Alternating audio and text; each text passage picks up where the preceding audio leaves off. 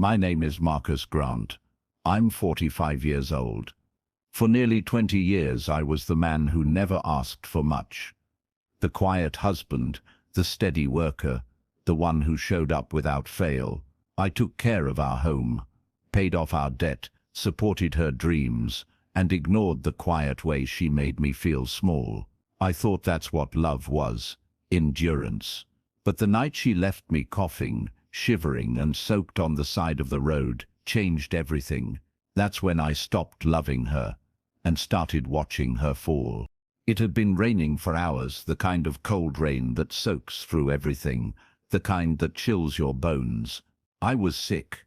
Fever, over 102, aching so bad I could barely lift my arm. She had promised to drive me to urgent care, but the moment I got in the car, coughing and pale, she turned to me and sneered, "Get out, you'll dirty the car." I blinked, thinking she was joking. She wasn't. She reached over, unlocked the door, and told me to find another ride, and then she drove off, with my umbrella still in the back seat. I stood there in the rain, stunned, not just from the sickness or the cold, but from the realization that I was alone, that I had been alone for a very long time, and just refused to admit it. Her SUV disappeared into the storm like nothing had happened. No apology, no hesitation, just her vanity, her need for control, and the quiet cruelty I'd trained myself to ignore. I staggered to a nearby bench, coughing so hard I nearly collapsed. That was the moment I felt it snap inside me, the end of us. What she didn't know, what she never considered, was that her empire, the life she so carefully curated, wasn't built by her alone. I had protected her secrets, I had handled her financials, managed her tax filings, shielded her from audits, and advised her through every risky business move she made. I had been her ghost, the one behind the curtain making sure everything ran. And now, she had kicked the foundation out from under herself. By the time I made it home, drenched and shaking, she was already asleep. The heat was blasting. Her silk robe hung over the stair rail. She hadn't even noticed I didn't have a house key. Our neighbor let me in. I didn't say a word. I didn't shout. I didn't demand an explanation. I walked past her, dripping rain onto the floor she used to yell about, and went to bed in the guest room. That was the night I stopped being her safety net. And I think somewhere deep down, she knew it. The next morning, her tone had shifted, too sweet, too careful. But I just smiled. I said, "Thanks for the ride last night," and watched her face freeze. That was the only warning I gave. She didn't know it, but her world was already beginning to slip. Not because I wanted revenge, but because I was done keeping her lies stitched together. People always ask how someone could miss the signs. The truth is, you don't miss them, you bury them. You excuse them. You tell yourself the eye rolls, the late nights, the growing distance are just temporary. I had done that for years. I had turned every sharp word into a joke, every cold silence into "she's just tired." But after that night in the rain, the denial started to rot. I could finally see the truth I'd been too proud, too hopeful to admit. Looking back, she had been slipping away for a long time. Her phone always face down, her mood shifting the moment I walked in. Business trips that didn't quite match the bank charges. I would find receipts from places I'd never been, names I didn't recognize, but I never questioned her. She made me feel like asking was an offense. "Don't you trust me?" she'd snap. And because I didn't want to be the jealous husband, I'd say nothing. I wanted to be strong. But in reality, I was silent because I was afraid of what I already knew. Our marriage had become a performance. She was the main act, and I was backstage, making sure the lights didn't flicker. She loved the image of success more than the partnership that created it. I was no longer her equal, just her assistant with a ring. I paid the bills. I filed the paperwork. I listened to her rehearse fake pitches before meetings with men she called mentors. And when I got sick, really sick, it wasn't even inconvenience that triggered her cruelty. It was disgust. That's when I began to understand the level of contempt she had grown for me. It wasn't sudden. It had calcified slowly. I wasn't her husband anymore. I was just a man who knew too much and needed too little. She couldn't control me anymore because I had stopped needing her approval, and that made me disposable. That's why she left me there, in the rain. Not because of a car seat, but because I was no longer useful to the image she wanted to project. But what she had forgotten, or never really grasped, was that I knew everything. Every trick, every shortcut, every corner she'd cut to build her brand. The shell companies, the personal expenses disguised as business write-offs, the underpaid staff, the quietly forged signature on that small business grant application 3 years ago. I had kept her afloat. But she had mistaken my silence for weakness. She didn't realize I was the only reason the illusion hadn't already collapsed. I wasn't angry. I wasn't even hurt anymore. I was awake. And that clarity became my calm. I didn't plan to ruin her. I didn't need to. All I had to do was stop protecting her. The truth, once free, would do the rest. The shift was invisible by design. I kept making her morning coffee. I still ran the numbers for her monthly reports. I acted like nothing had changed. But behind that calm, I had begun gathering not evidence, not weapons, just clarity. Every detail she thought I'd forgotten, I remembered. Every file she asked me to handle, I had quietly backed up. Every digital footprint, every shortcut, every lie, it was all sitting safely on a drive she didn't know existed. I wasn't building a case. I was setting her free from the safety net she never earned. She still thought she was in control. That was the most poetic part. She spoke to me in that same clipped tone, asked for things as if I owed her, but I didn't correct her. I let her walk into the illusion that I was still her quiet shadow. That's how she made her biggest mistake. She invited a new investor to the table, someone with deep pockets and a deeper ego, and she used my name to secure the deal. A signature forged, a contract filed, and just like that, she gave me the thread that would unravel her entire empire. What she feared most wasn't losing the company. It wasn't money. It was humiliation. Her brand wasn't built on success. It was built on image, carefully curated posts, polished interviews, a marriage she painted as balanced and deeply supportive. I had been the silent proof of that fiction, and if I ever spoke, if I ever told the truth about how things really worked, how the numbers were bent, how the funds were shuffled, the entire narrative would collapse. I didn't go to a lawyer. I didn't run to the press. I went to the accountant she fired 6 months earlier for asking too many questions. His name was Jonah, honest, sharp and bitter about how she treated people. I told him I had records. I told him I wasn't seeking vengeance, just release, and together we organized the documents, not to expose her, but to prepare for what would happen when her next deal failed. And it would fail because she was too arrogant to check her math. In the meantime, I began pulling away, emotionally, financially. I opened my own account, transferred what was legally mine, set up a living trust for myself. She never noticed. She was too busy posing for the camera, too obsessed with her reflection to see the cracks in the mirror. I watched her rehearse interviews in the living room, talking about female empowerment while belittling the very people who held her company together, including me. And every time she smiled at the lens, I felt nothing but quiet resolve. I didn't need to destroy her. I just needed to stop saving her.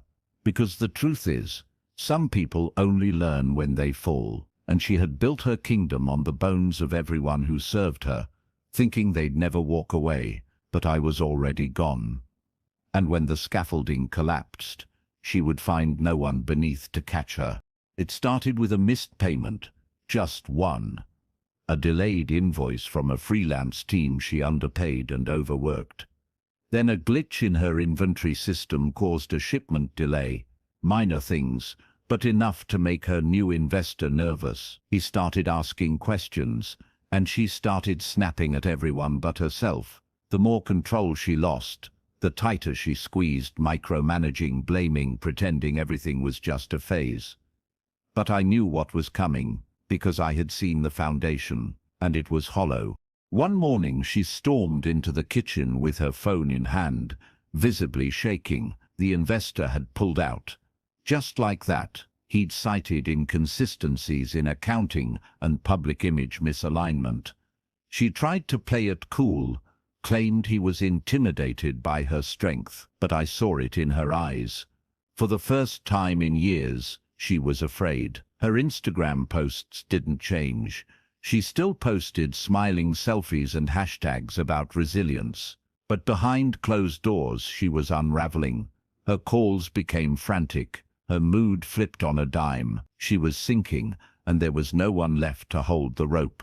She came to me one night, sat on the edge of the bed, like we were still a team.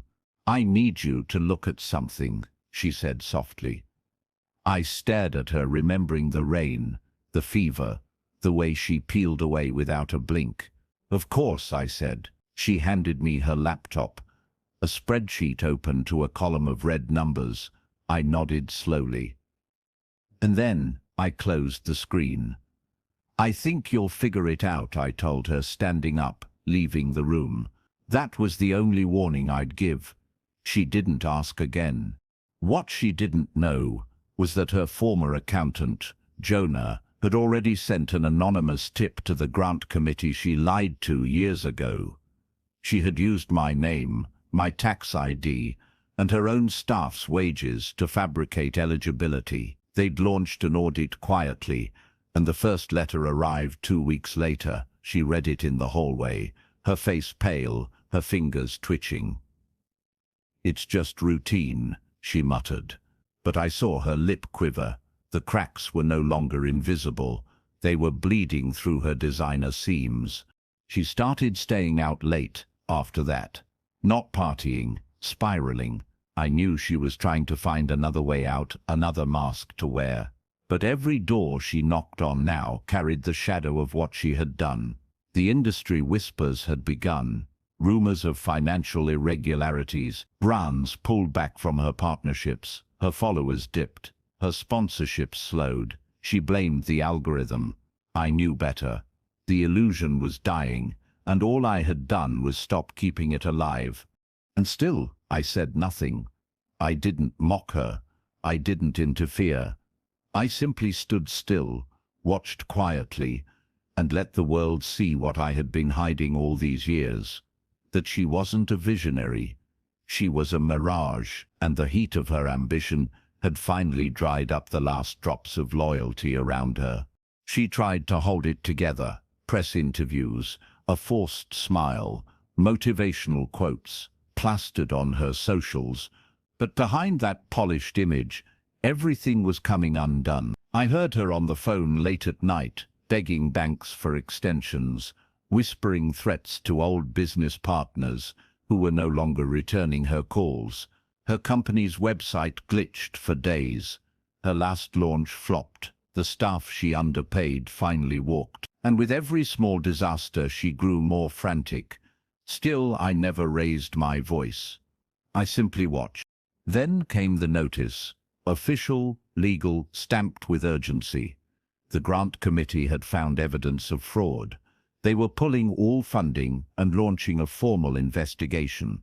She slammed the letter on the table, demanding to know what was happening. "Someone is trying to destroy me," she hissed. But she didn't look at me when she said it. I think deep down she knew. This wasn't sabotage. This was exposure. This was her own actions circling back, and there was no one left to clean up the mess. She accused everyone, old friends, her assistant, former employees, everyone except me. I was still there, calmly cooking dinner, folding laundry, paying my share of the bills. I didn't gloat, I didn't smirk, I didn't say you did this to yourself. Because I didn't need to. She was unraveling under the weight of her own reflection. She had lied for so long. She forgot which mask was real. And when it finally slipped, there was no one underneath to save. Eventually, she stopped coming home altogether. I think shame swallowed her. Her name had hit the news, not front page, but enough to matter. Her followers turned on her. Her collaborations were cancelled, emails bounced. Her network vanished. And just like that, the woman who once screamed at me for coughing in her leather-seated car was sleeping in a borrowed guest room, trying to salvage the pieces of a life she built on borrowed light. I filed for divorce the next day quietly without ceremony. I didn't want alimony. I didn't want revenge. I just wanted distance. I had already moved half my things to a rental apartment near the edge of town. The lawyer handed me the paperwork and said, "You've got everything in writing. You don't even need to be in the same room." And I wasn't. When she was served, I was walking my dog in the park, breathing clean air, letting the rain fall this time without fear. She never called, never begged, never apologized. I think she knew she had nothing left to bargain with. And I had no reason to go back, because real justice, the kind that truly frees you, isn't about seeing the person who hurt you suffer. It's about walking away while they still pretend to be whole, and leaving them to realize, much too late, that you were the one holding their world together all along. I left the house key on the counter. No note, no final words, just silence. The kind of silence that speaks louder than any argument ever could. I walked through each room one last time, not with sadness, but with clarity. Every wall, every piece of furniture, every photo had watched me be diminished. And now, I was reclaiming the one thing she never truly noticed she was breaking me. My new apartment wasn't fancy, but it felt like mine. No curated spaces, no pressure to look perfect, no tightrope of moods to balance. I hung up photos that made me smile, not impress. I cooked what I liked, played music late at night without having to explain myself, and slowly, breath by breath, I remembered who I was before she made me forget. There was a version of me that had been waiting in the shadows, and he was finally stepping into the light. Some nights I wondered if she ever felt remorse. But then I stopped caring, because forgiveness doesn't need an apology. It's a choice you make when you're tired of carrying what someone else dropped on you. I didn't want to be bitter. I didn't want to be angry. I just wanted peace. And the moment I realized I didn't need her to acknowledge the pain for it to be valid, that's when I truly healed. The finalization of the divorce came with no drama, no court appearances. Just a thick envelope in the mail, quietly ending something that should have never lasted as long as it did. I opened it, read the words dissolved, and exhaled. Not out of relief, but because my breath had been held for years, and I hadn't even noticed. That's the thing about emotional survival. It becomes so normal you forget you're barely living. People sometimes ask me how I did it without lashing out, without exposing her, without revenge. And the answer is simple, because she never earned my reaction. I didn't walk away because I was weak. I walked away because I was finally strong enough to let the truth speak for itself. She built a life on lies. All I had to do was stop catching them when they fell. And in that stillness, in that quiet, unwavering choice to move on, I found something she never had: real power. The kind you don't have to prove. The kind that doesn't demand applause, just peace. Just freedom, just you, unshaken.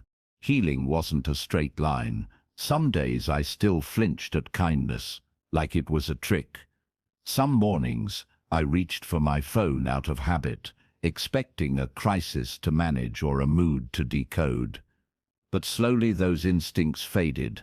I began to feel safe in my own stillness. I didn't need permission to laugh anymore. I didn't need to filter my words. I could just exist. And in that space, I found someone I hadn't seen in years, myself. I started doing the things I used to love. Simple things, cooking for the joy of flavor, not approval, walking without a destination, reading books without needing to quote them. I even took a solo trip, first time in over a decade, just me, a small cabin by a lake, and the silence she used to fill with criticism. That trip changed everything. It wasn't the scenery, it was the absence of judgment, of fear, of performing. I met new people, not romantically, not yet, just good people. People who saw me without trying to fix or flatter me. I learned how to have conversations that didn't revolve around managing someone's ego. I laughed more. My shoulders dropped, and for the first time in what felt like forever, I slept without grinding my teeth. That's when I realized peace isn't an emotion, it's a location, and I had finally moved into it. There were days I remembered her, not with hatred, but with clarity. I didn't see the woman I had loved anymore. I saw a person addicted to control, terrified of softness, incapable of care, unless it was public. I mourned the man I used to be with her, not because he was weak, but because he gave so much to someone who gave so little. And that morning, that was necessary, because to bury the version of me that allowed that dynamic, I had to first honor him. I began journaling every day, not to dwell, but to track my growth. I wrote letters I never sent. I thanked the storm for showing me the weak spots in my walls. I thanked myself for not collapsing, for choosing to rebuild, for enduring without becoming cruel. And through that process I found a kind of resilience that doesn't brag, doesn't bite, it simply rises. One night I stood in my kitchen, cooking for no one but myself, music humming in the background, the window open to a quiet street, and I realized I was happy, not ecstatic, not healed beyond recognition, just whole. And that feeling, that was everything she could never give, and everything she tried to convince me I didn't deserve. Her downfall was never a headline. It was quieter than that. A slow fade, not a crash. Her social accounts went dark. The brands she used to promote stopped tagging her. Her name was whispered now, not praised, but questioned. Former friends, the ones who used to laugh too loud at her jokes, began distancing themselves, pretending they were never that close. I didn't gloat. I didn't say I told you so. I just observed, detached, unmoved. I learned through a mutual acquaintance that she tried to start over. Some half-hearted rebrand in another city, pitching herself as a coach for overcoming failure. The irony was almost poetic, but even that didn't last. Her reputation had followed her like a shadow she couldn't outrun. Too many people had seen behind the curtain. Too many broken contracts. Too many unpaid invoices. Eventually she disappeared into the background, not ruined, but irrelevant. And for someone like her, that was worse than ruin. And me. I wasn't just surviving anymore. I was living. My days had rhythm. My nights had rest. I started mentoring a few young men through a local nonprofit, helping them navigate careers, relationships, boundaries. I never shared my story with them directly, but they could sense it in me, the weight I had carried, the way I listened, the stillness that came from walking through fire and coming out quieter, not louder. There were moments I thought about what I would say if I ever saw her again. Maybe in passing, maybe by chance. Would I confront her? Would I nod? Would I look away? But over time, that question stopped mattering, because the truth was, I had already said everything, not in words, in actions, in my absence, in the life I built without her fingerprints on it. Letting go wasn't a single act. It was thousands of small decisions to not respond, to not explain, to not seek closure from someone who didn't have the tools to give it. And every time I chose silence, I gained something: space, breath, dignity. She had taken so much without asking, but now, everything I owned, I had chosen, and that changed everything. What people forget is that revenge doesn't always come wrapped in flame. Sometimes it's as simple as living better than you were ever allowed to under someone else's thumb. Sometimes it's moving on so cleanly, so thoroughly, that your peace becomes the loudest thing they'll never hear. And that's what I had become. Not bitter, not broken, just gone. Free. I didn't go looking for love. I wasn't even sure I believed in it anymore. Not the way I used to. Love had once meant sacrifice, silence, survival. I had to unlearn all of that before I could even consider letting someone close again. But healing has a funny way of preparing you for what you no longer chase. And one afternoon, in the least dramatic way possible, it found me. Her name was Elise. We met through the non-profit where I volunteered. She ran art therapy workshops, helping at-risk teens express the things they couldn't speak. She was calm, thoughtful, and completely uninterested in impressing anyone. That alone disarmed me.